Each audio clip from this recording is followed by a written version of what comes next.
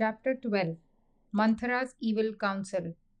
The king embraced Rama, seated him beside him on the throne, and said, I am old. I have enjoyed my life as a man and a king. I have discharged all my duties to my ancestors. There is nothing left for me to do. My only desire is to install you on the throne of our fathers. Last night I had bad dreams. Those who read the future advise me that a great sorrow, even death, may overtake me very soon. Hence, I wish to have the coronation performed tomorrow. Tomorrow, the readers of the stars say, is auspicious. Something within me says, do this at once. You and Sita should prepare for tomorrow's anointment by fasting tonight. Lie down on a bed of darbha grass and have trusty and vigilant friends to look after your safety. It seems to me that the present time when Bharata is away is particularly opportune for your installation. Not that I do not know that Bharata is the soul of righteousness in thought and conduct alike, and that he is devoted to you, but the minds of men are changeful and open to unexpected influences. And so the king decided that the coronation should be performed on the very next day and told Vashishta of his decision. Bad dreams added to the reasons for fixing the day for the coronation at once. Taking leave of his father, Rama went to Kaushalya's apartment to give her the news and seek her blessing. But the queen had heard the news already. Sumitra, Sita, and Lakshmana were all there with Kaushalya, who, clad in ceremonial white, sat offering prayers for the sun. Rama reported to his mother the king's latest command. She answered, This I have heard. May you live long. Be a good ruler. Conquer your foes and protect your subjects and kinsfolk. You have pleased your father and you have made me happy. Then, bidding farewell to his mother and stepmother, Rama went to his own apartment. As directed by the king, Vashishta came to Rama's place. He was welcomed by him at the entrance. Vashishta initiated Rama with due mantras in his pre coronation fast. As Vashishta returned to the king, he saw groups of people on the royal road, cheerfully discussing the great festival of the morrow. Houses were being decorated with flowers, festoons, and flags. It was with difficulty that Vashishta could make his way through the crowds to the king's palace. The king was pleased to hear that the fast had begun duly and all was being got ready for the ceremony. But in his heart of hearts there was a fear that some mishap might come between him and his one wish. The city was in a joyous commotion of expectancy. In every house, in every street, men, women, and children looked on the coronation as a great and auspicious occasion in their own lives and awaited it with enthusiasm. Rama and Sita in their dwelling meditated long on Narayana, fed with ghee, the sacrificial fire, and reverently sipped what remained of the ghee, and slept on grass spread on the floor. Early the following morning, they were roused from slumber by music and held themselves in readiness to proceed to the palace and in expectation of the auspicious call. But the summons that came was of an entirely opposite nature. In accordance with the practice in royal households, Queen Kekai had a woman companion and confidential servant. She was a hunchback named Manthara. Being a distant relation of the queen, she claimed great intimacy with her. Manthara is one of the best known characters in the Ramayana. Every man, woman, and child in our land knows and detests her as the cause of Rama's exile, Dasharatha's death, and all the sorrows which befell the royal family. On the day on which Dasharatha summoned the assembly and decided to anoint Rama as Yuvraja, Manthara happened to climb up to the terrace of the women's apartments and stood surveying the town below. She saw the streets were sprinkled with water and gaily decorated. Flags flew from the housetops. Wearing new clothes and bright jewels, smeared with sandal paste and decked in flowers, people moved about in crowds, engrossed in happy talk. Musical instruments played in the temples.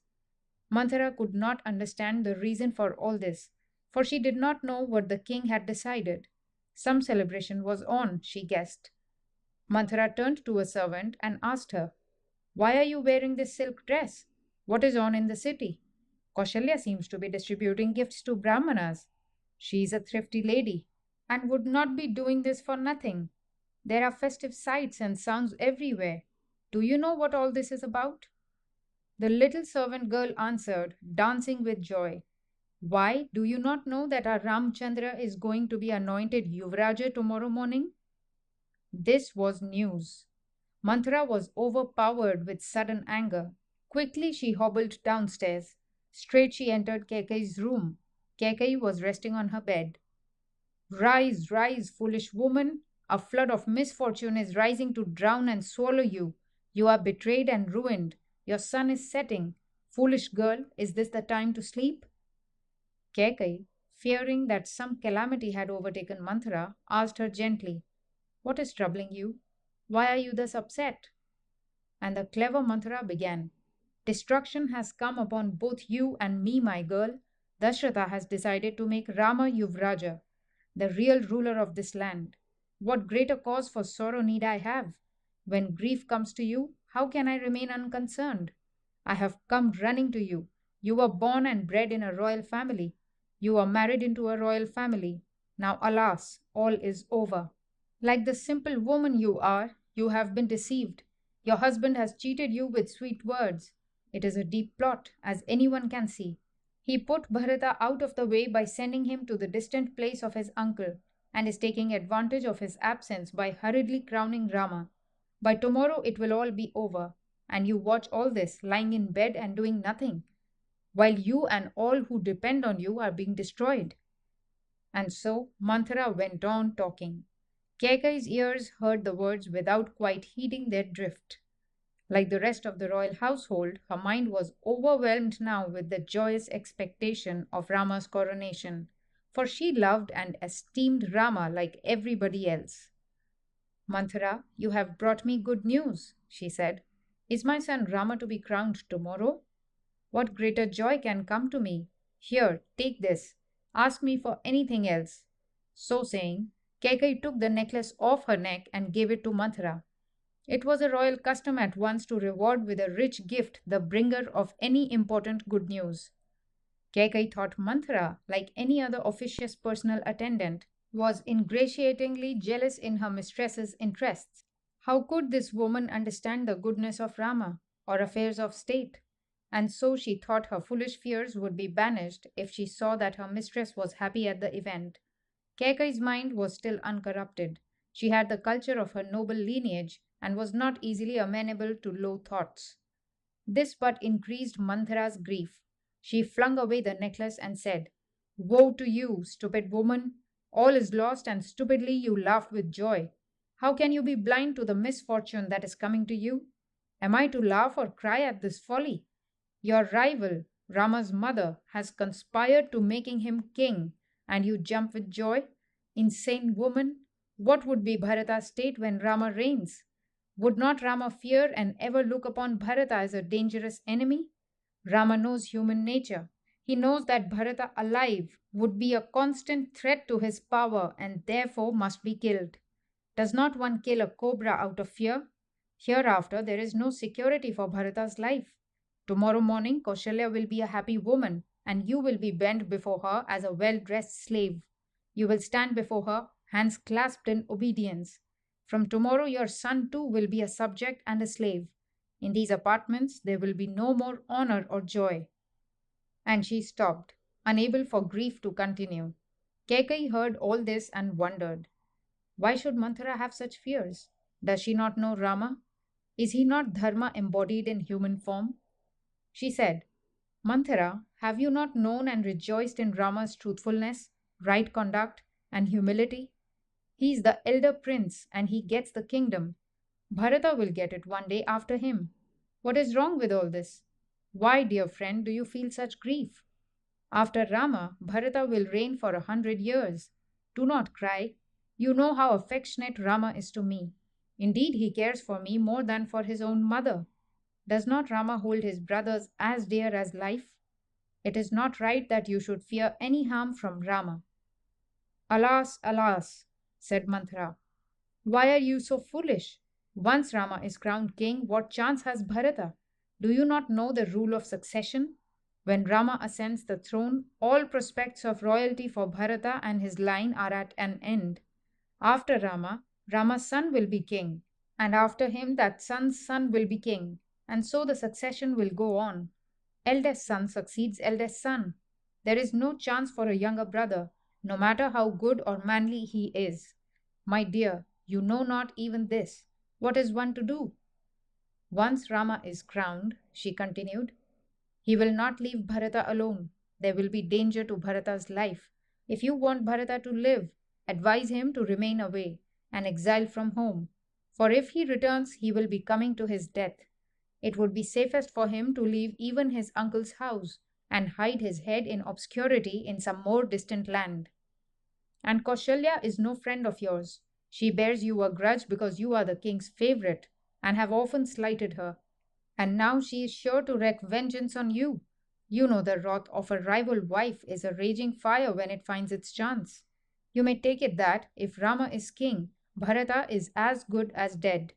Therefore, think hard, be firm, decide something, and stick to it.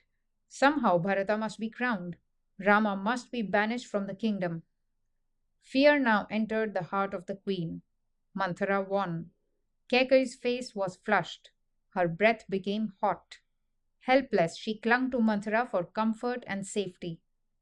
Because his first two wives had borne no children, Dashratha followed the royal custom, married Kaikeyi. At that time, Kaikeyi's father secured from Dashratha the promise that the child of her womb should become king after him. In such a promise given by a childless king, there was nothing surprising and nothing wrong. At that time, his then queens had long been childless. The king took a third wife for the sake of progeny. Even then, his wish for a son to be born was not fulfilled. Many years passed. After the great sacrifice was performed, all three wives bore children. The son of the queen eminent, Rama, was the eldest among four sons. He was also great in virtue, fully equal to the burden of kingship, acceptable to ministers, citizens, and vassal princes. How could Dashratha violate the royal custom and, ignoring Rama's claim, anoint Bharata? Moreover, neither Bharata nor Kaikeyi had ever thought of or wished for the fulfillment of this old and forgotten promise.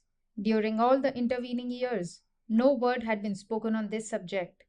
Hence the king thought there could be no difficulty in installing Rama as Yuvraja in accordance with the custom of the dynasty and public expectation. And there was no cloud in Kaikeyi's mind. This is clear from Kaikeyi's behavior, and Bharata was too good and noble to raise a question. And yet, as Dashratha told Rama, even the purest of minds is mutable. When fate conspires with bad counsel, any one of us might be corrupted. And this happened to Kaikeyi. The gods in heaven had received an assurance, and the sages had performed tapas for the destruction of Ravana. What we call destiny, therefore, ordained that Kaikeyi's pure heart should be changed by Manthara's evil counsel. So says Kamban in the Tamil Ramayana in his own inimitable style. Fearing that delay might bring some unpredictable obstacles, Dashratha had ordered the coronation to be done without waiting for Bharata's return to the capital. This same fear and hurry were used by Manthara to persuade Kaikeyi to take the wrong path. Think, my queen, why this haste? Why does your husband rush through the ceremony when your son is absent? Is it not to cheat him of his right? Is not the motive plain? The king pretends to be enamored of you, but this is only his hypocritical shrewdness. Thus tempted, Kaikeyi thought over Manthara's advice. Kaikeyi was weak like any other woman. She had good feeling and good culture, besides a keen intellect, but she had little knowledge of the world. She was also terribly obstinate. Easily deceived, she did not have the power to foresee the full consequences of her action. Thus began the chapter of grief in the Ramayana.